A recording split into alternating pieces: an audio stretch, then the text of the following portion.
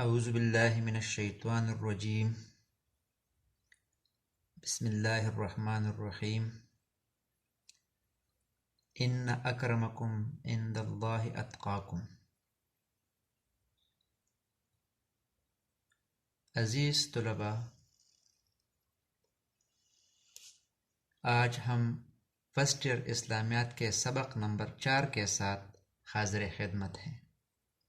امید ہے آپ سب خیریت سے ہوں گے۔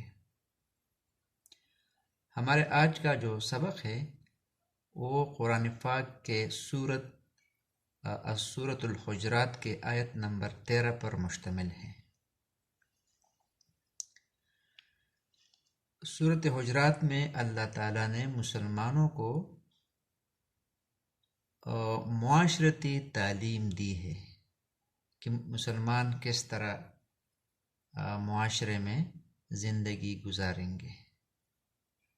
تو آج کا جو آیت ہے وہ مشتمل ہے یعنی اسلام میں عزت کا معیار کیا ہے۔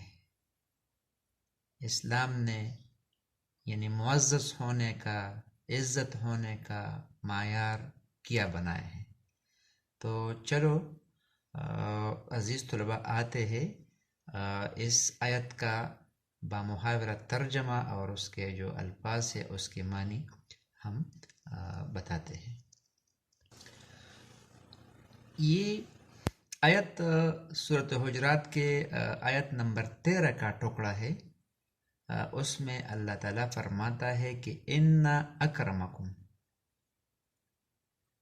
عند اللہ اتقاکم، بے شک اللہ کے نزدیک تم میں سے زیادہ معزز وہ شخص ہے جو زیادہ پرہیزگار ہے۔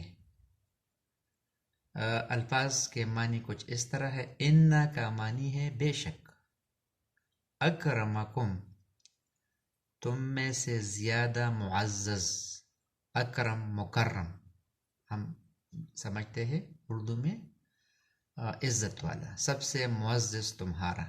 اکرمکم تم میں سے زیادہ معزز یا سب سے معزز تمہارا۔ عند اللہ اللہ کے ہاں یا اللہ کے نزدیک۔ اتقاکم سب سے پرہیزگار تم میں سے یا تم میں سے زیادہ متقی، یعنی اے مسلمانوں تم میں سے اللہ کے ہاں عزت کے حقدار وہ شخص ہے جو تم میں سے سب سے زیادہ پرہیزگار ہوں۔ عزیز طلباء، یہ آیت جو ہے یعنی اگر ہم آیت نمبر 13 پورا پڑھ لے تو کچھ اس طرح ہے کہ اللہ تعالیٰ فرماتے ہیں کہ یا ایھا الناس، اے لوگو، انا خلقناکم ہم نے تم کو پیدا کیا ہے، من ذکرن ایک مرد سے، و انثی اور ایک عورت سے، وجعلناکم شعوبا و قبائل اور پھر تمہاری قومیں اور برادریاں بنا دی، لتعارفوا تاکہ تم ایک دوسرے کو پہچانو۔ یعنی اللہ فرماتا ہے کہ میں نے تم سب کو، ساری انسانیت کو، ایک مرد اور ایک عورت، مرد سے مراد حضرت آدم علیہ السلام ہے اور عورت سے مراد حوا علیہ السلام ہے۔ یعنی میں نے تم سب کو اسی ایک مرد اور ایک عورت سے پیدا کیا ہے، اور پھر اس سے انسانی نسل بنی انسان جو ہے وہ بڑھتے گئے۔ اس سے کیا بنے؟ پھر اس سے قومیں اور برادری، کنبے، قبیلے بن گئے۔ لیکن کس لیے؟ تاکہ تم ایک دوسرے کو پہچانو، لتعارفوا، یعنی یہ قبیلے اللہ نے کس لیے بنائے؟ صرف پہچان کے لیے، کہ لوگ پہچانے کہ پلانے کا کسی کا تعلق کس قبیلے سے ہے، صرف پہچان کے لیے قبیلے بن گئے۔ پھر اس کے بعد فرماتے ہیں ان اکرمکم عند اللہ اتقاکم، در حقیقت اللہ کے نزدیک تم میں سب سے زیادہ عزت والا وہ ہے جو تمہارے اندر سب سے زیادہ پرہیزگار ہے۔ اور ان اللہ علیم خبیر، یقیناً اللہ سب کو جاننے والا اور باخبر ہے۔ یعنی انسان کی حقیقت کا پتہ، یعنی اس کی جو انر سینس ہے، اس کا جو باطن ہے، اس کا صحیح علم اللہ کے پاس ہے کہ انسان کتنے پانی میں ہے، وہ کس طرح ہے۔ عزیز طلباء، اس مختصر سی آیت میں اللہ تعالیٰ نے تمام انسانوں کو مخاطب کر کے 3 نہایت اہم اصولی حقیقتیں بیان فرمائی ہیں۔ نمبر 1، کہ تم سب کی اصل ایک ہے، ایک ہی مرد اور ایک ہی عورت سے تمہاری پوری نوع وجود میں آئی ہے، اور آج تمہاری جتنے نسلیں بھی دنیا میں پائی جاتی ہے وہ در حقیقت ایک ابتدائی نسل کی شاخ ہے جو ایک ماں اور ایک باپ سے شروع ہوئی تھی۔ اس سلسلہ تخلیق میں کسی جگہ بھی اس تفرق اور اونچ نیچ کے لیے کوئی بنیاد موجود نہیں ہے جس کے ذام باطل میں تم مبتلا ہو۔ ایک ہی خدا تمہارا خالق ہے۔ ایسا نہیں ہے کہ مختلف انسانوں کو مختلف خداؤں نے پیدا کیا ہو۔ ایک ہی مادہ تخلیق سے تم بنے ہو۔ ایسا بھی نہیں ہے کہ کچھ انسان کسی پاک مادے سے بنے ہوں اور کچھ دوسرے انسان کسی ناپاک یا گھٹیا مادے سے بن گئے ہوں۔ ایک ہی طریقے سے تم پیدا ہوئے ہوں۔ یہ بھی نہیں ہے کہ مختلف انسانوں کے طریقے پیدائش الگ الگ ہوں اور ایک ہی ماں باپ کی تم اولاد ہو۔ یہ بھی نہیں ہوا ہے کہ ابتدائی انسانی جوڑے بہت سے رہے ہو جن سے دنیا کے مختلف خطوں کی آبادیاں الگ الگ پیدا ہوئی ہوں۔ نمبر 2، یہ کہ اپنی اصل کے اعتبار سے ایک ہونے کے باوجود تمہارا قوموں اور قبیلوں میں تقسیم ہو جانا ایک فطری امر تھا۔ ظاہر ہے کہ پورے روئے زمین پر سارے انسانوں کا ایک ہی خاندان تو نہیں ہو سکتا تھا۔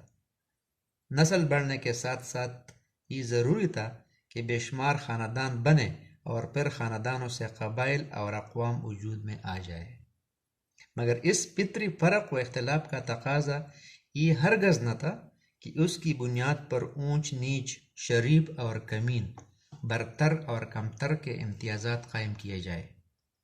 ایک نسل دوسری نسل پر اپنی فضیلت جتائے، ایک رنگ کے لوگ دوسرے رنگ کے لوگوں کو ذلیل اور حقیر سمجھے۔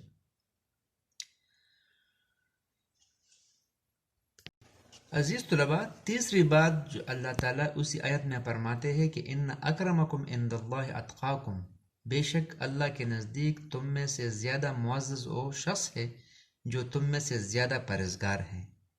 تو اس کا مطلب یہ ہے کہ انسان اور انسان کے درمیان فضیلت اور برتری کی بنیاد اگر ہے اور ہو سکتی ہے تو صرف اخلاقی فضیلت ہے۔ پیدائش کے اعتبار سے تمام انسان یکساں ہے کیونکہ ان کا پیدا کرنے والا ایک ہے، ان کا مادہ پیدائش اور طریق پیدائش ایک ہی ہے، اور ان سب کا نسب ایک ہی ماں باپ تک پہنچتا ہے۔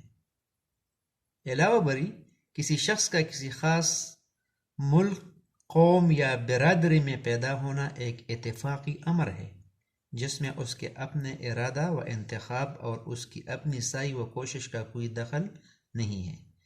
کوئی معقول وجہ نہیں کہ اس لحاظ سے کسی کو کسی پر فضیلت حاصل ہو۔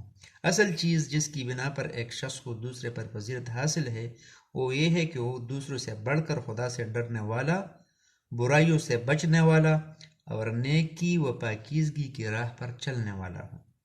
ایسا آدمی خواہ کسی نسل، کسی قوم اور کسی ملک سے تعلق رکھتا ہو، اپنی ذاتی خوبی کی بنا پر قابل قدر ہے، اور جس کا حال اس کے برعکس ہو وہ بہرحال ایک کمتر درجے کا انسان ہے، چاہے وہ کالا ہو یا گورا، مشرق میں پیدا ہوا ہو یا مغرب میں۔ یہی حقائق جو قرآن کی ایک مختصر سی آیت میں بیان کیے گئے ہیں، رسول اللہ صلی اللہ علیہ وسلم نے ان کو اپنے مختلف خطبات اور ارشادات میں بار بار اس کا ذکر فرمایا ہے۔ فتح مکہ کے موقع پر طواف کعبہ کے بعد آپ صلی اللہ علیہ وسلم نے جو تقریر فرمائی تھی اس میں آپ صلی اللہ علیہ وسلم نے فرمایا، حدیث کا ترجمہ کچھ اس طرح ہے کہ شکر ہے اس خدا کا جس نے تم سے جاہلیت کا عیب اور اس کا تکبر دور کر دیا۔ لوگوں، تمام انسان بس دو ہی حصوں میں تقسیم ہوتے ہیں، ایک نیک اور پرہیزگار جو اللہ کی نگاہ میں عزت والا ہے، دوسرا فاجر اور شقی جو اللہ کی نگاہ میں ذلیل ہے۔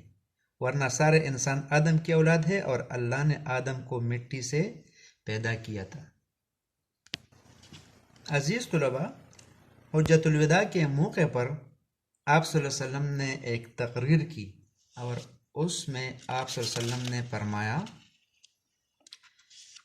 لوگوں خبردار رہو، تم سب کا خدا ایک ہے، کسی عربی کو کسی اجمی پر اور کسی اجمی کو کسی عرب پر اور کسی گورے کو کسی کالے پر اور کسی کالے کو کسی گورے پر کوئی فضیلت حاصل نہیں ہے مگر تقوی کے اعتبار سے۔ اللہ کے نزدیک تم میں سب سے زیادہ عزت والا وہ ہے جو سب سے زیادہ پرہیزگار ہوں۔ ایک حدیث میں آپ صلی اللہ علیہ وسلم کا ارشاد ہے، تم سب آدم کی اولاد ہو اور آدم مٹی سے پیدا کیے گئے تھے۔ لوگ اپنے آباء و اجداد پر فخر کرنا چھوڑ دے، ورنہ وہ اللہ کی نگاہ میں ایک حقیر کیڑے سے زیادہ ذلیل ہوں گے۔ ایک اور حدیث میں آپ صلی اللہ علیہ وسلم نے فرمایا، اللہ تعالیٰ قیامت کے روز تمہارا حسب و نسب نہیں پوچھے گا، اللہ کے ہاں سب سے زیادہ عزت والا وہ ہے جو سب سے زیادہ پرہیزگار ہو۔ ایک اور حدیث میں آپ صلی اللہ علیہ وسلم نے فرمایا، اللہ تمہاری صورتیں اور تمہارے مال نہیں دیکھتا بلکہ وہ تمہارے دلوں اور تمہارے اعمال کی طرف دیکھتا ہے۔ عزیز طلباء، ابھی ہم دیکھتے ہیں کہ مسلمانوں نے اسی آیت پر کس حد تک عمل کیا۔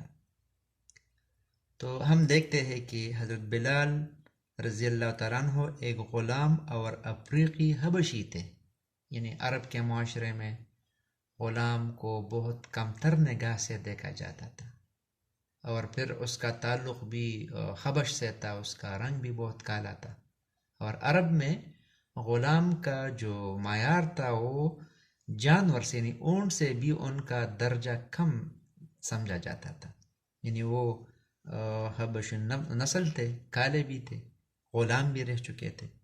دنیاوی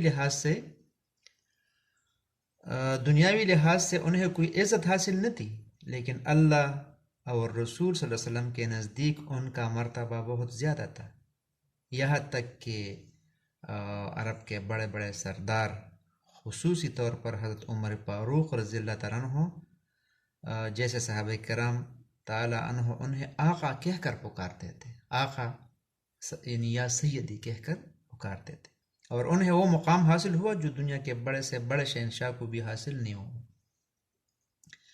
اس کے مقابلے میں ابو لہب، جو پیغمبر پاک صلی اللہ علیہ وسلم کا اپنا حقیقی چچا تھا، اور ابو جہل جو آپ صلی اللہ علیہ وسلم کا قریبی رشتہ دار تھا، ان کے پاس مال اور دولت کی کوئی کمی نہ تھی، اور انہیں حکومت و اقتدار بھی حاصل تھا، اور وہ بڑے با اثر اور معزز کہلاتے تھے، لیکن اللہ تعالیٰ کے ہاں ان کی ذرا بھی قدر و منزلت نہ تھی، چنانچہ ان کا انجام عبرتناک ہوا، اور آخرت میں انہیں ذلت اور عذاب کے سوا کچھ حاصل نہ ہوگا۔ بلکہ آپ صلی اللہ علیہ وسلم کا جو چچا ہے ابو لہب، اس کے بارے میں قرآن میں ایک صورت بھی آیا ہے، صورت لہب، اس میں اس کو بہت برا بلا کہا گیا ہے۔ قیامت تک لوگ قرآن کو پڑھیں گے اور اس پر لعنت بھیجیں گے۔ تو اس سے ثابت ہوا کہ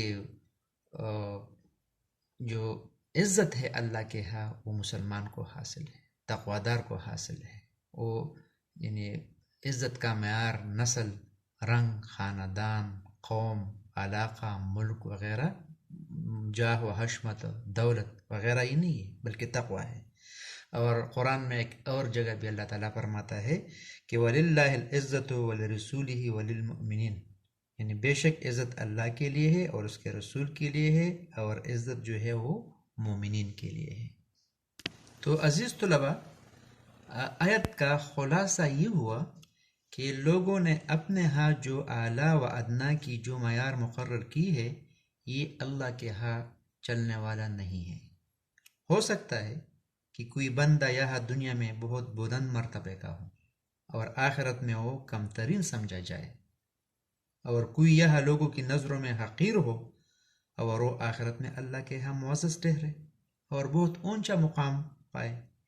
اصل اہمیت دنیا کی عزت و ذلت کی نہیں ہے، بلکہ اس ذلت و عزت کی ہے جو خدا کے ہاں کسی کو نصیب ہو۔ اس لیے انسان کو چاہیے کہ وہ اپنے اندر وہ حقیقی اوصاف پیدا کرے جو اللہ کی نگاہ میں اس کو عزت کے لائق بنا سکے۔ تو آئیے عزیز طلباء، اللہ کی دربار میں دعا کرتے ہیں کہ وہ ہمیں تقوی اور پرہیزگاری کی دولت سے نوازے اور آخرت میں ہمیں سرخرو اور کامیاب و کامران کرے۔ وآخر دعوانا ان الحمد للہ رب العالمین۔